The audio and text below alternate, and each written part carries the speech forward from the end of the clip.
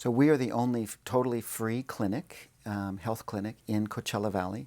We provide medical care as well as dental care, homeless medical outreach services, and a variety of other supportive services such as disease education and health navigators to lower income adult residents of the Coachella Valley who are uninsured or not able to use their insurance because of costly co-payments or high annual deductibles that they have to meet before the insurance would kick in. We use HARC data for a variety of things, but most commonly when it comes to funding.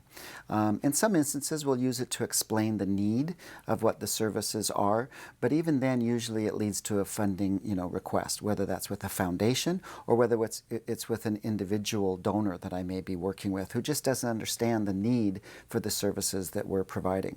One of the sources that I always cite is the HARC data that shows somewhere around 30,000 people in the valley don't have health insurance. So what does that mean? It means that there are people who don't have a regular doctor to go to. So if they get sick, if they get the flu, if they get maybe are exposed to measles, they don't have a regular medical home that they get to go to. So that's the first thing. The other thing is just explaining and talking about the importance of individual health on the community.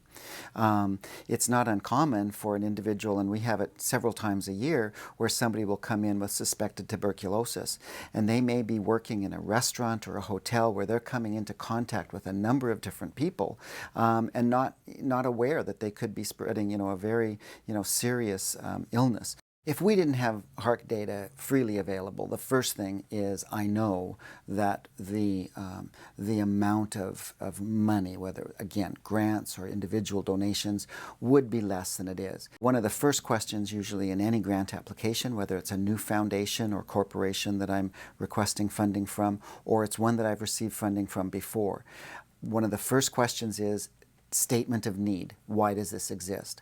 And it's not enough for me just to say, because I know we have people coming through our doors at our clinic, I have to back that up with something. As third-party data, that again gives more credibility than if I just do a little survey of the patients that I'm seeing.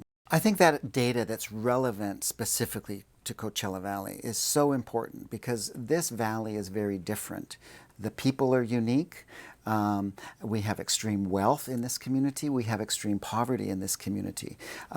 We have some really wonderful services, and for the most part, pretty much every issue can be addressed with some local community services.